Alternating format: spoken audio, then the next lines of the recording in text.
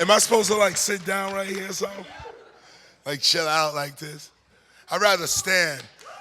First of all, wow, look at this room. I'd like to thank each and every one of you for coming out here today. Let's get right to work. He's hot. Let's get right to work. As you can see, my voice is a little hoarse because last night I was in Oshawa.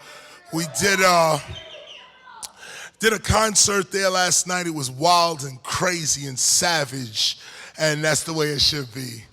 And but of course now I have to use my voice so that I could bring it back to its normal capacity for tonight's show. It's funny, the more you use something, the better it gets, at least in nature. Now, what are we here to discuss? When I was asked to speak here this week, Canadian Music Week, I thought about, what would be the best topic to give a music and arts community. We only have a little time together, so I'm gonna speak about some very intricate topics in a quick matter of time. I'm not trying to rush or be, quick. But there's a lot of information I'd like to give you. And so, feel free to record, feel free to write stuff down. As you know, KRS-One is public domain. Now, let's start first.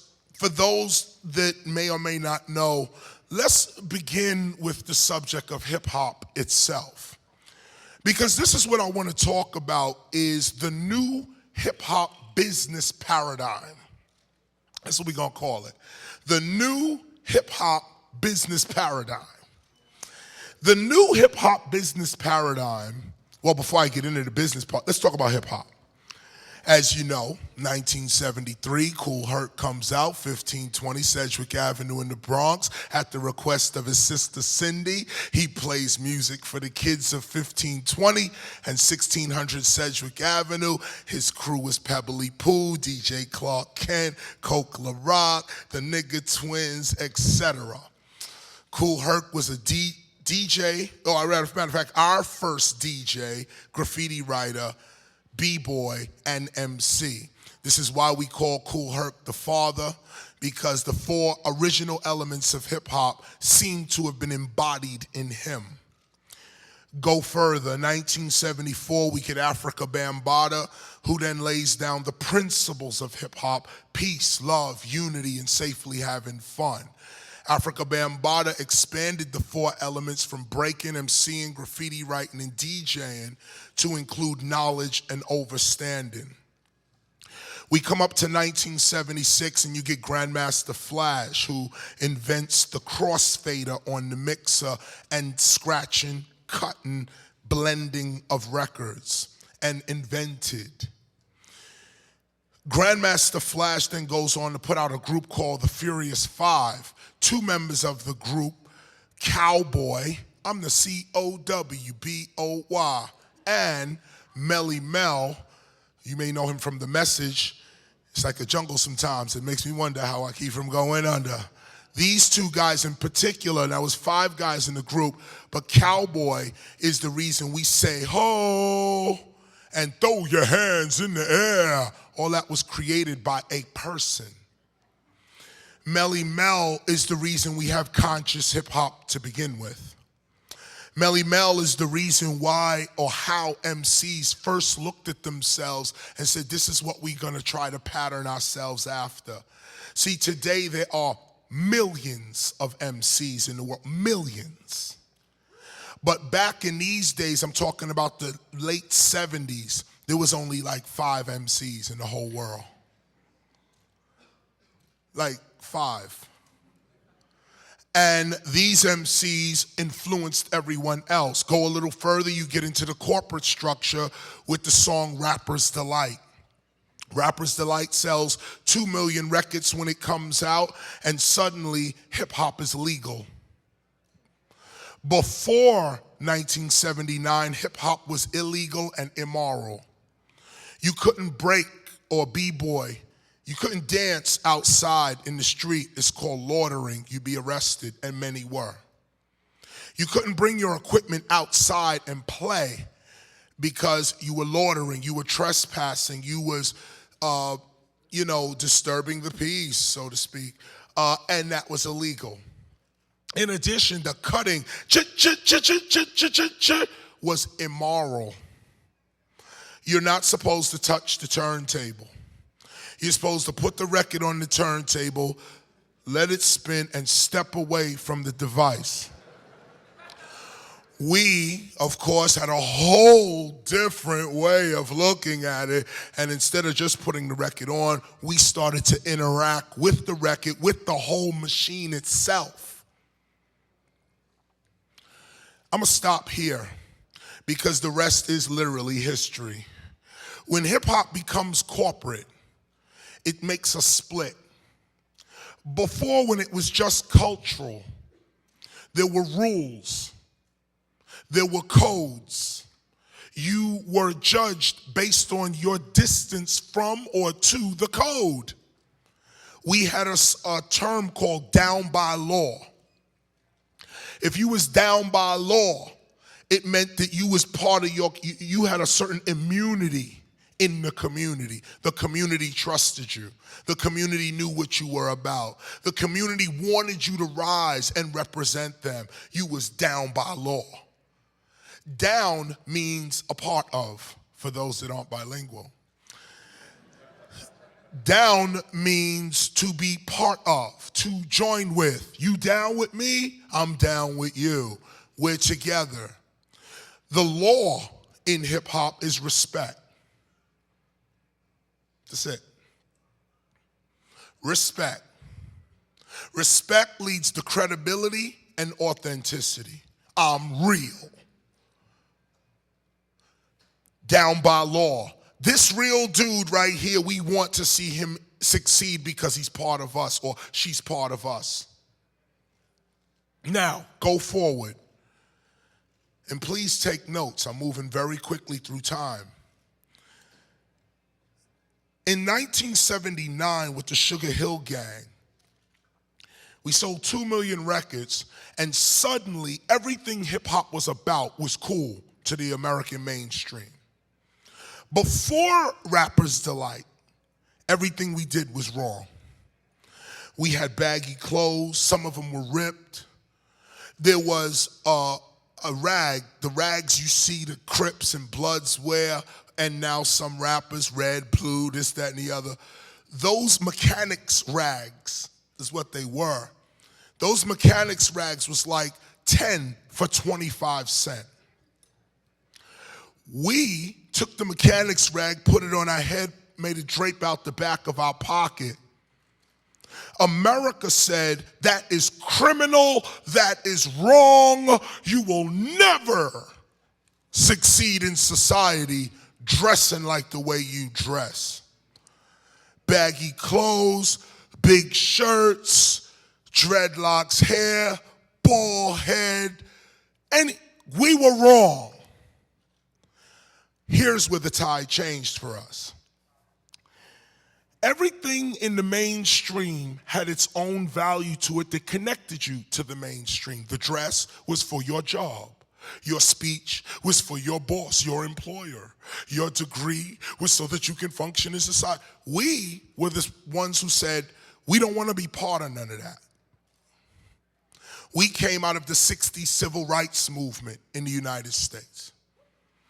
In the 60s civil rights movement, there were two arguments. One, integration. Should we be part of this system? Hell yeah, our fathers and mothers died, bled, and also built the country. We have a stake here. Integration. The other argument was separation. No, do for yourself. Get off your ass. Build your own nation. Why you keep asking the white man for help? These two arguments raged on. Integration won. Integration was held up by Dr. Martin Luther King Jr., who I call the King. Our King, Dr. King, or Martin, our King Martin, King Martin. King Martin believed that the true and just nation was a multicultural nation that had nothing to do with race, nothing to do with class. It had to do with the character inside of you. It had to do with your skill. It had to do with who you associate yourself with, not your color, not your class, not your religion, none of that. The king spoke and was assassinated. When the king spoke, one of the famous speeches that the king gave was the I Have a Dream speech. The I Have a Dream speech predicts hip hop. Now, I'm giving you two different things. One, keep 1979, our rise into technology, rise into the mainstream. Mainstream is rejecting us, saying, we don't want your kind around here. We're coming up saying, but we don't want your kind around here. And so now a parallel universe is created. But this parallel universe has roots. And its roots go into the 60s civil rights movement with the separatist attitude, to be honest with you. And instead of using separatism, let me use the word nationalism. Hip hop comes from out of a nationalistic mentality. Build your own nation. This would not take hold in the 70s and 60s and 70s. And even 80s. But we felt it. We felt it. We knew this is the direction we were supposed to go. Now stop there. Just keep that in mind.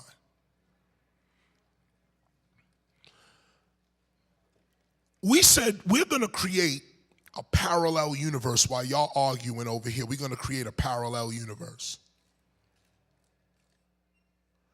Stop right there. Dr. King says in his I Have a Dream speech, one day my 4 little girls will live in a nation where they would not be judged by the color of their skin, but by the content of their character. Most people believe the I Have a Dream speech, and I spoke about this on the radio yesterday, so I'm not going to go deep into it. But most people believe the I Have a Dream speech was present tense, like you were there, and listening to him, and he told you his dream, and it was present tense. No, if you listen to the speech, most of what he said was future tense. And the people he was speaking to was us. Hip-hop is that vision. Hip-hop is that vision. Nowhere else on earth do you see the I Have a Dream speech actualized but in hip-hop. Nowhere else on earth. This is the only international culture that really does not operate by way of race. Every other culture and ethnicity on the globe operates internally based on race. Hip-hop is the first culture, well, I can't say first, there were others, but hip-hop is the modern, in this modern era, hip-hop is the most influential toward the I Have a Dream goal. Most. So now bring it over to the business. The people who are true to hip-hop are true to that concept of community. I'm not doing this for my own good only. Sure, I gotta eat, but I don't eat until you eat. Whole different psychology. One psychology is the rapper. The rapper says, me, ma, me, ma. The MC says, us, our, we. The rapper is a product of corporate marketing, which is not bad. Don't think that what I'm saying is to belittle that. It's not. This is the condition of the rapper. The rapper is corporate marketing. The MC is community respect. Where do you get your power? You can get your power from being every day on Much Music, every day on MTV, every day on these magazine covers, and you get a degree of power. Your popularity and celebrity makes the audience trust in your message Thus, we can sell you something. The MC says, I have principles I have to stand on. And I would feel stupid going against, I can't even walk down the street if I say, look or dress like that, because there's a community I have to deal with. I'm speaking on behalf of them. They've brought me up here to talk to you. The corporate, the cultural. The corporate, the cultural. For many years, this was a fight. Are you in this for the money, or are you in this for the love?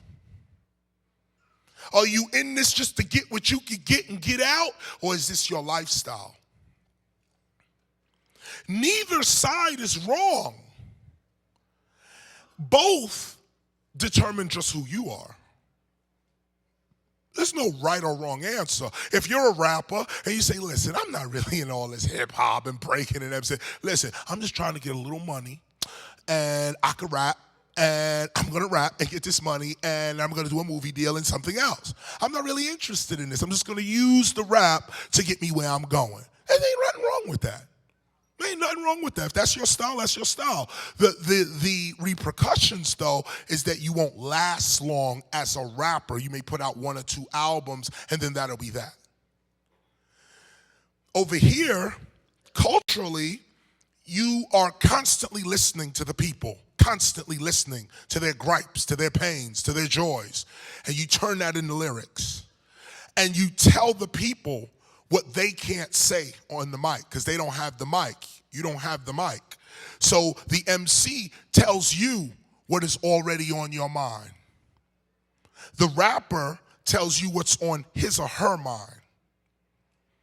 Sometimes we have to be rappers.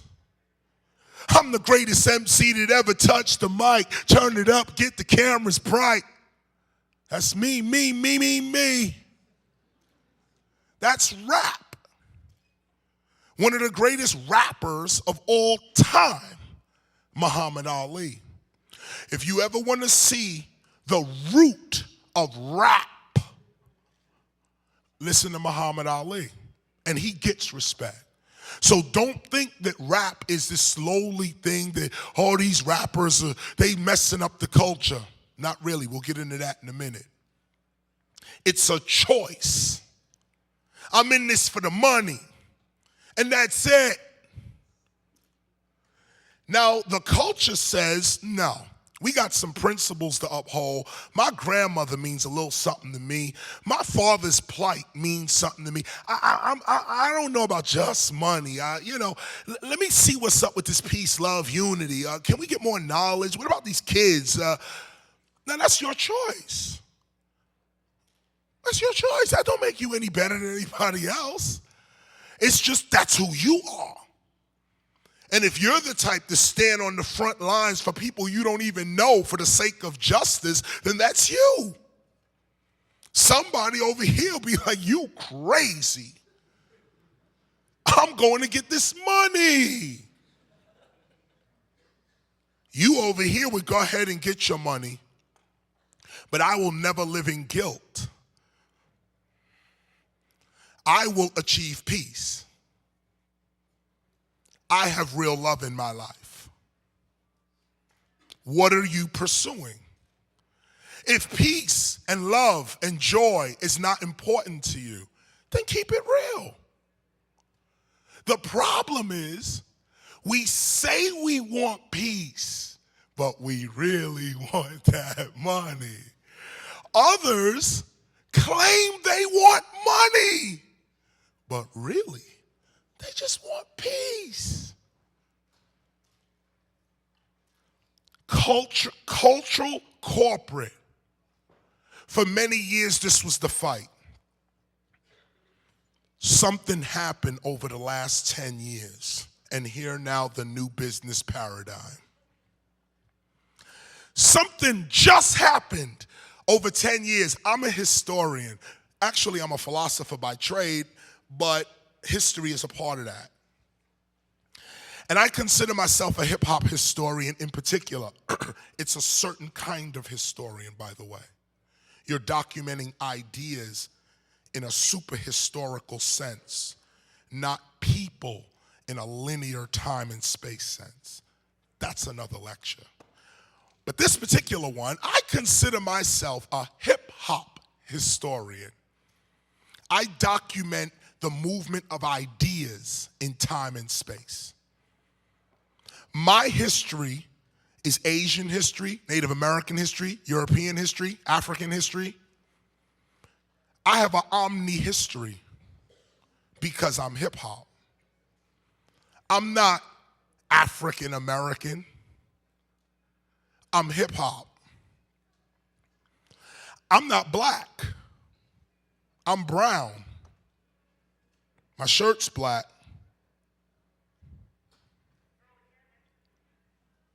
Why do I bring these distinctions up? Because when you do business with corporate America, you have to use your culture as a condom. When doing business with corporate America, you have to use your culture as a condom. Here's what happened over 10 years. Thanks, Mr. Strickland. This is a big, bath. Y'all ain't got nothing smaller than this. Look at this. What am I supposed to do with this? Okay.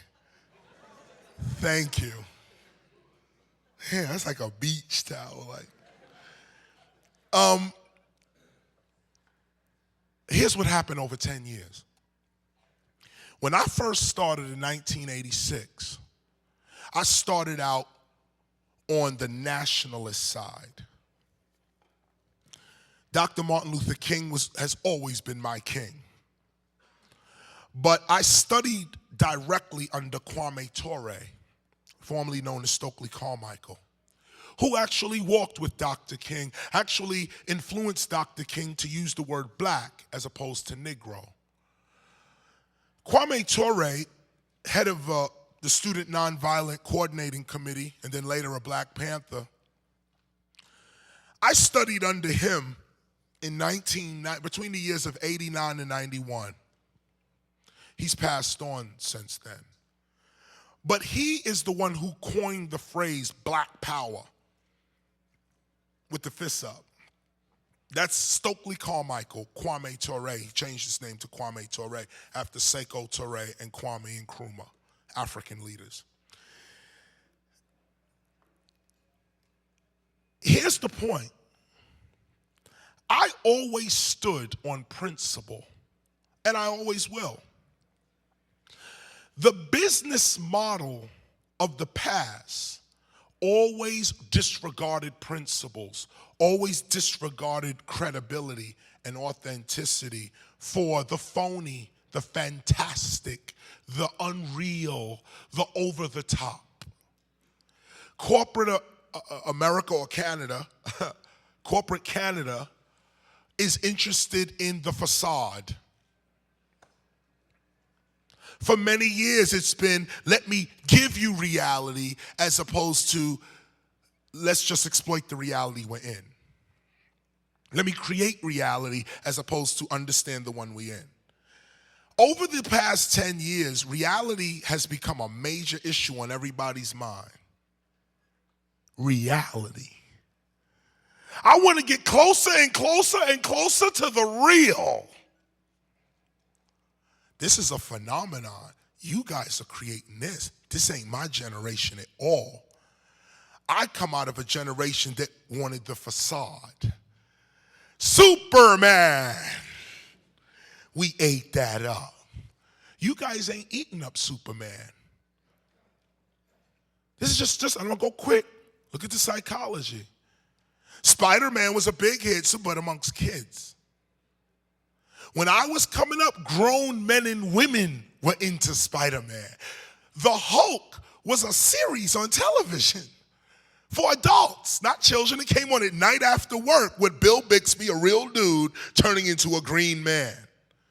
That was adult entertainment in the 70s and 80s. We want the real today. We don't want the facade no more. We don't want the fantasy. Tell me what's real. Now you got reality TV. Now the news channels are all trying to give you the most blood and right up to the minute action. How does that affect business? Here's how it affects business. Take KRS-One, for instance.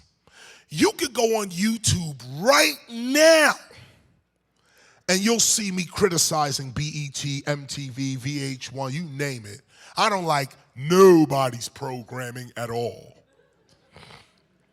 However, that voice, yo, why you gotta have all these booties on the TV? Why everybody drunk on the TV? Yo, why you just playing that corny music? Now, that guy is the new business model. Here's how it works. The stock market, market share, banking rests upon trust. There is no such thing as an economy. That's a word for poor people. What you call a government is really a bunch of people. There's no such thing as law. It's people, how people treat people.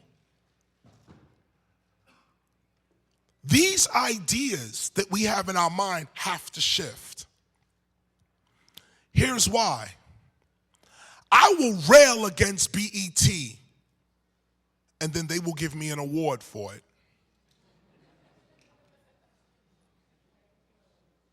Take this in.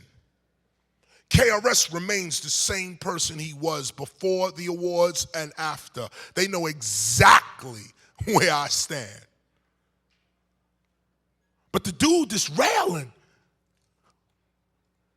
That dude is credible and authentic. And the board members, the bankers, are saying, we don't need the facade no more. There's more money in reality. There's more money in just putting the real out there. Whoever that may be, whatever that may be. Is it real? So now, Nike will come to a KRS.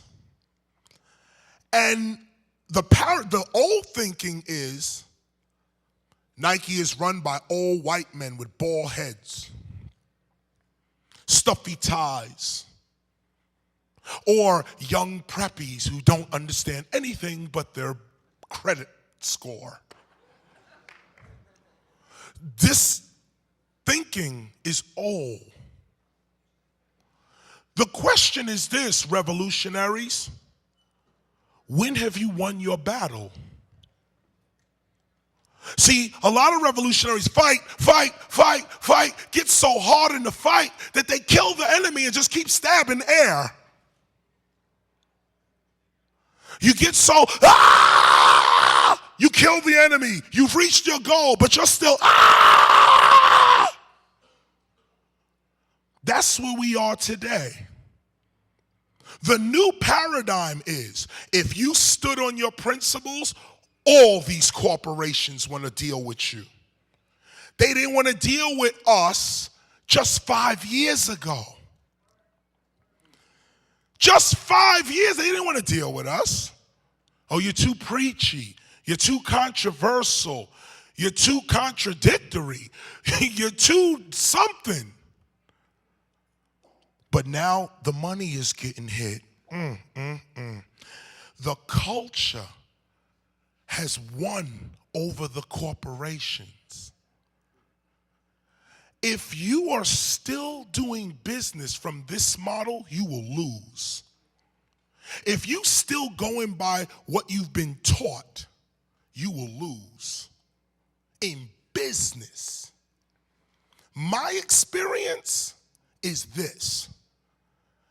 A Nike company who has to remain squeaky clean, or at least tries to be. Oh, this is Nike. We can't really have no controversy around here.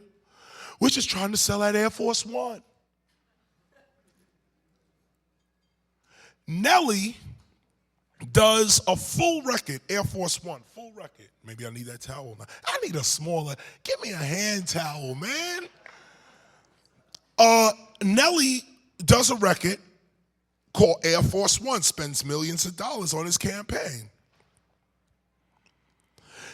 Nike, the company, says, we're doing a shoe. We want to celebrate the Air Force One. A lot of rappers have worn this shoe. We need to align our shoe with credible and authentic, real artists. Nike calls up, not even calls up, walks up. Black dude, dreads, dark skin with a sister. Hey, listen, I'm head of VP.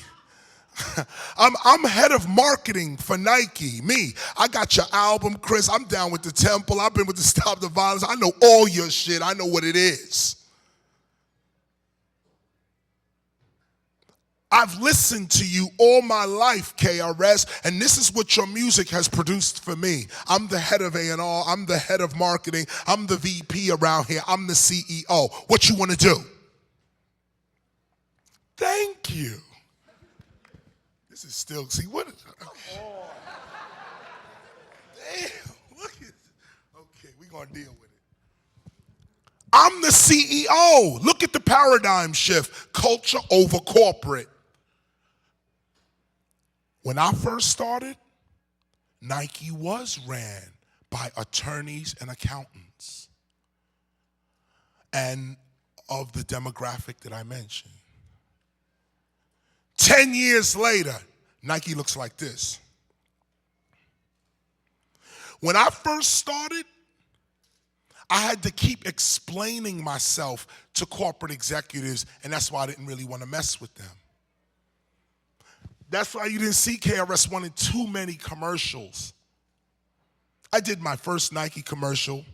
The press dissed me, but I did it because I believed in it. Me, Chuck D, the Bomb Squad, Gil Scott Heron, that was hot. We got down, but I just did it out of a favor to the Bomb Squad. Nike couldn't approach me.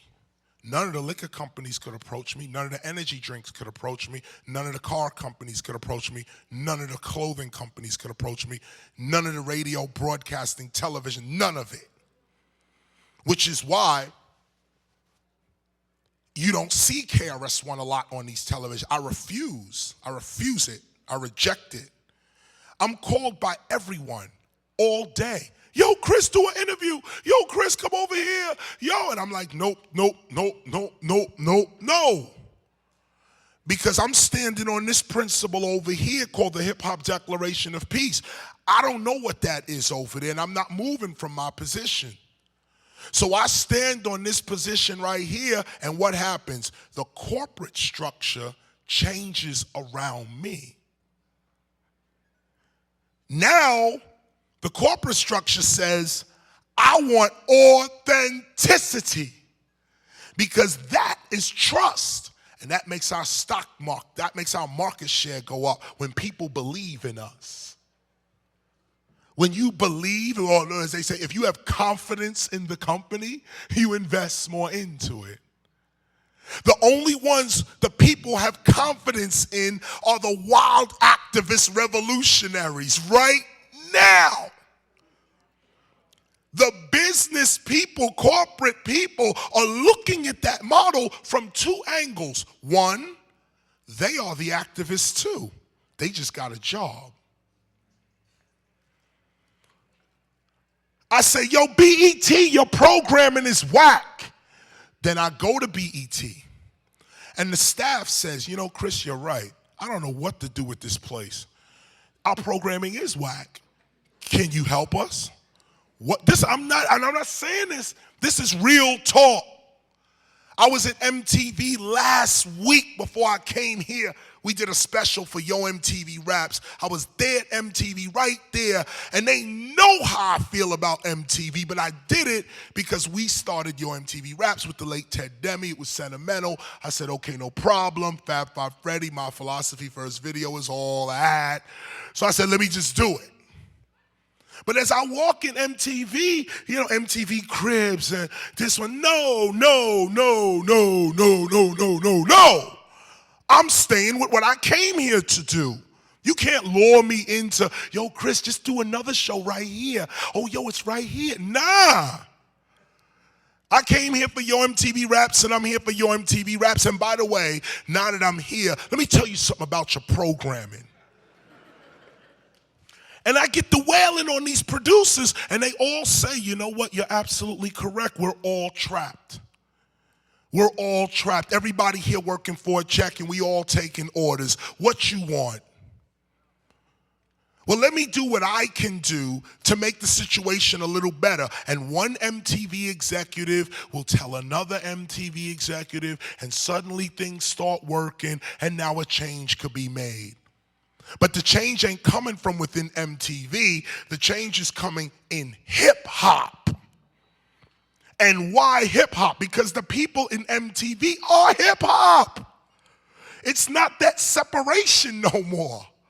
It's Barack Obama, candidate, Senator Barack Obama, running for president right now.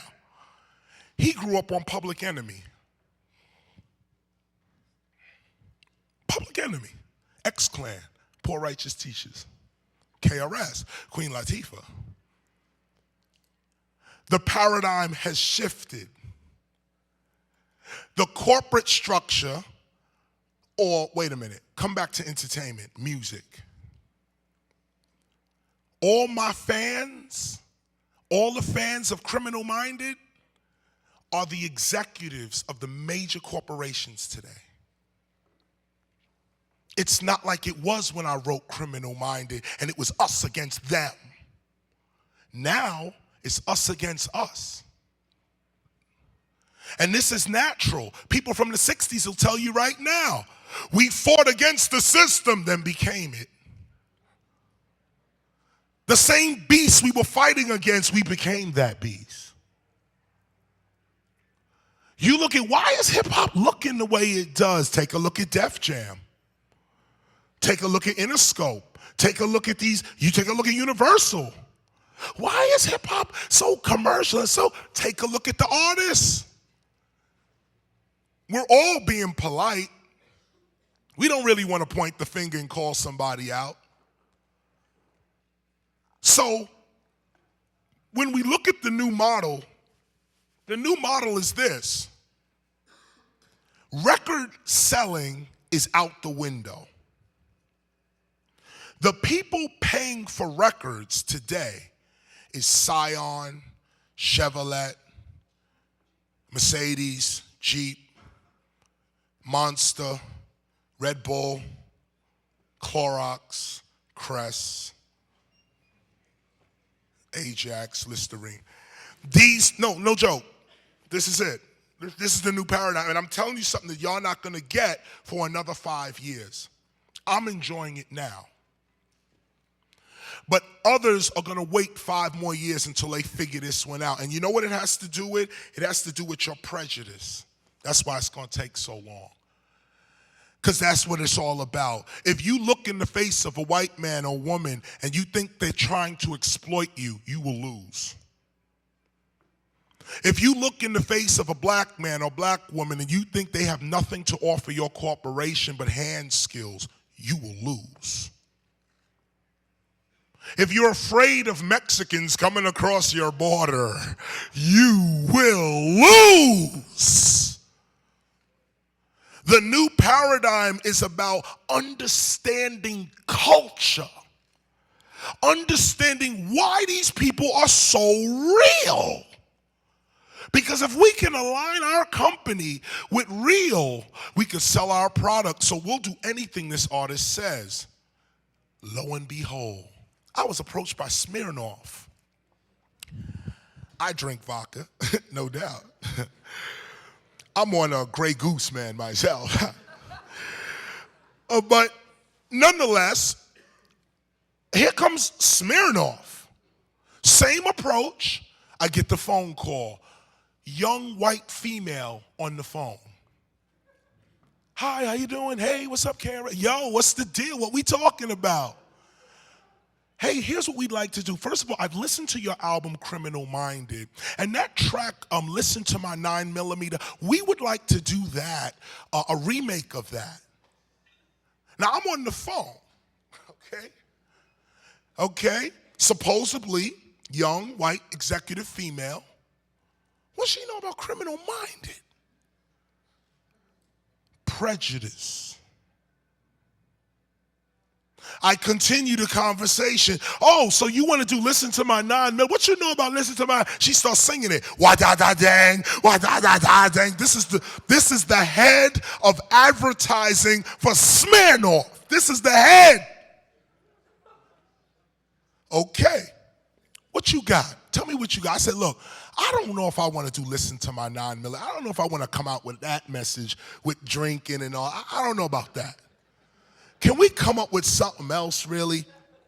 She said, you know, our second choice was Criminal Minded, the song, Criminal Minded. I'm like, why are you so stuck on all my gangster stuff and the old street stuff? Why are you so stuck on that? Well, that's authentic and real. Miss, I've done other albums. We have your whole catalog. We totally understand what it is. But this record, Criminal Minded, we'd like to then do that record if you're uninterested in listening to My 9mm. Now, I'm on the phone with the head of advertising for Smirnoff discussing my first album in a cultural sense. Then I say, well, who you think should produce this? She said, isn't Premier? Premier's available. He can do it. I'm like, wait a minute, what was it? You up on gangsta? Yeah, I got all gangsta stuff. Start spitting just to get a rep. I mean, this is like on the phone. If you getting caught up in the prejudice, you're gonna lose. Chick is telling me on the phone, she's like, look, we got DJ Premier. He might be available to do this project. If you want to do it, we got you. We do this. I said, look, what I need is every time you see KRS-One in your ads, you see drink responsibly. I need to have that. I can't just get up there and just sell the vodka and do, no, I need a drink responsibly ad. That's what I need. No negotiation, no, well, we'll see, no, you got it. If I said, I want to put red, black, and green on with a spear and stand in the video, they would have said, you got it. As credible, do you. That's what the core, and I'm using only Smirnoff as an example. This is across the board. Across the board. I asked specifically, do I have to say anything about vodka, Smirnoff, or any of that? Chick said to me on the phone, she said, no, that's not your style. Imagine this, imagine. I said, look, do I have to say something about Smirnoff or, I'm not trying to put lyrics in my lyrics to sell your drink. She said, no, we understand that. That's not your style. That's not KRS's style. We don't even want that. I said, well, then what do you want? We want you to just do a record that we could play on our website and draw traffic to our website. Don't mention the drink, nothing. We just have to be able to advertise the record without record companies on our back. Now, I'm not a big record seller. KRS is not a big record seller at all. It don't matter today. What matters today is credibility and authenticity. Because trust is what runs the so-called economy. And things are so bad right now that banks and corporations all over are looking for what's real. So if you've been real and you've been on the front lines for change and you've been that voice for the voiceless, don't give up. You may be at your last leg right now, listening to me right now. You may have came here deciding, I can't do this no more. I'm not getting no support. I'm not getting no help. It seems like I'm beating my head against the wall. Nobody understands what I'm doing. I'm going to quit. I'm going to pursue what I know I need to do. Let me go get a job. Let me support my kids. No, this talk that I'm giving you here today says this. Your time has come. Your time has come. Others won't get it for 5 more years, but I'm telling you what I'm experiencing right now, and I don't change my principles for no one. The companies that grew up with KRS in 87, 88, 89, they are the new executives, CEOs, VPs. And they don't like what's going on either. And their company needs credibility. So all of it works for the guy or for the woman who stay true to their principles. See, this is the new judgment day right here. Everybody chasing the money now not gonna get it. Those who said it ain't about the money is gonna get it. The companies want to hear you say, for me, it ain't about your money. Keep your money. We out here on the corner like this. They will throw that money at you. Please, begging you to take their money. I'm not telling you something I've read. I'm telling you something that I'm living right this very moment. Last business model I want to bring up. What's my time like? That's it. I'm out. Let me raise this one. Are we doing Q&A? Yeah. Can we get this mic on? Let me raise this last point. Let me raise this last point and fix his mic. We'll go right into Q&A. One last thing I want to mention is about the creation of wealth, and I'll go real quick with this as a last business model. Remember the first one. The first one can be summed up by saying prejudice will destroy your business life. You already knew that, but now you have articulation for it.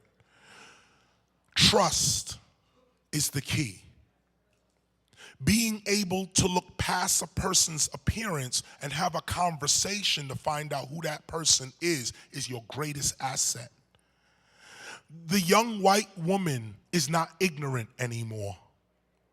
The young black woman is not disorganized anymore. There are some well-educated people who don't look like they are. And companies are taking advantage while others sit back and go, I'm still going to protest and fight against the system. You already won. Now it's time for you to go collect your spoils. This is the hardest thing for revolutionaries to gather because we've been for so long stuck with our principles, and it ain't about the money. It's not.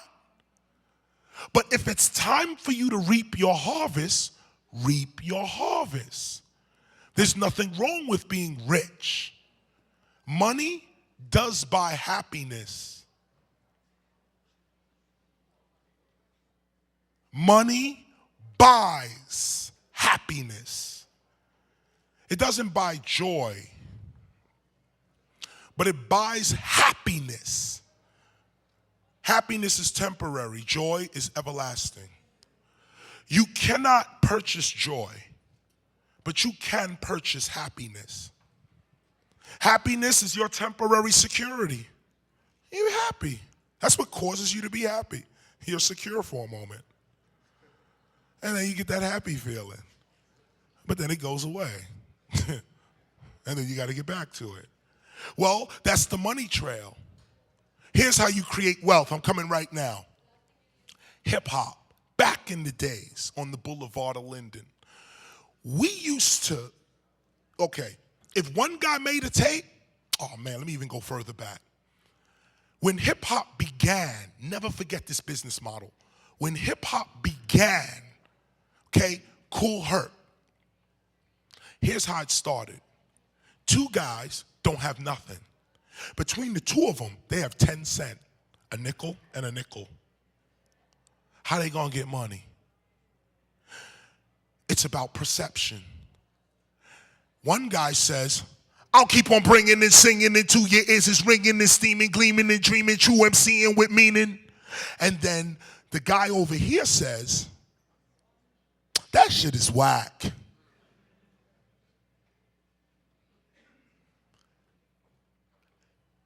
That's whack. The guy who heard that now says, damn, I'm whack. I'm whack. Now, the guy who spit the rhyme and the guy who said he was whack are back to poverty. Here's the other side. I'll keep on bringing and singing into your ears is ringing and steaming, gleaming and dreaming, true I'm saying. Yo, that was crazy. Yo, that's the illest lyric I ever heard in my life. Yo, do it again. I'll keep on bringing and singing into your ears is ringing. Yo, man, you hot. Man, that's dope.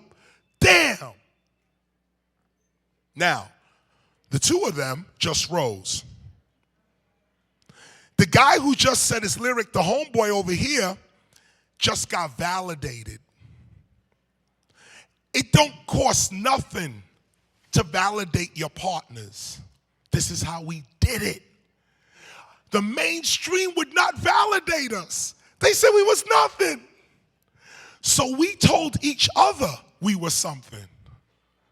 We said, yo, you hot. And because now I'll keep on, I'll keep on bringing and singing into that right there. Dude right here says, yo, that's hot. Then y'all two walk down the street with something of value, dude and your partner. Now y'all valuable because he got a hot lyric. He's giving up his self-expression has been validated as valuable. And you, who are next to this value, are valuable because you're next to value.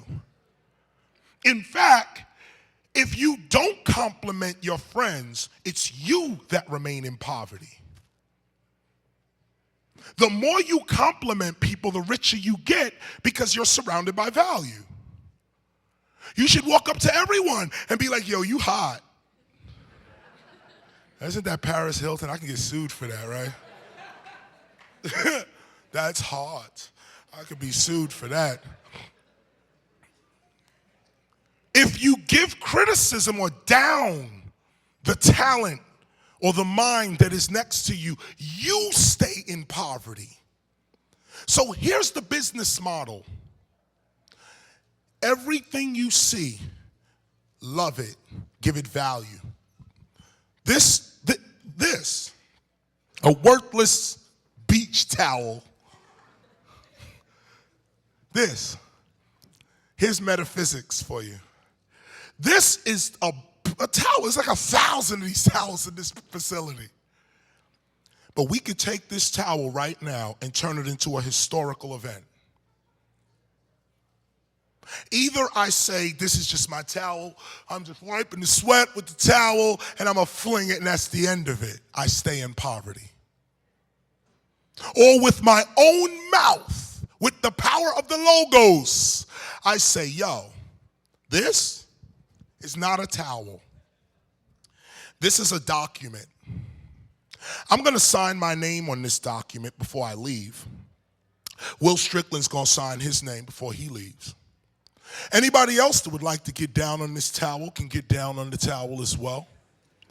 And this towel will go from a worthless towel to a historic item that can be sold on eBay now for money. You can take anything in your house, on your back, the clothes you're wearing right now, you should never wear them again. You should take the clothes off that you have right now at home, take them off, get a photo of this event, maybe take a photo of me with you with the clothes, take the clothes off and frame them. Put the clothes in a frame with the picture next to it. It's what you call things that gives them the value. Why am I KRS-One? Because I believe I am. Could you imagine? There is no reason for you to believe I'm anything. There's no reason. At the beginning when I was homeless, I stood up and said, there was one person who was Chris, and I'm Chris. And this Chris, somebody said, what's your name? He said, Chris. Hey, Chris. Yeah, I knew he was going to do that. I'm going to end right now. Do you get the point? Do you get the point?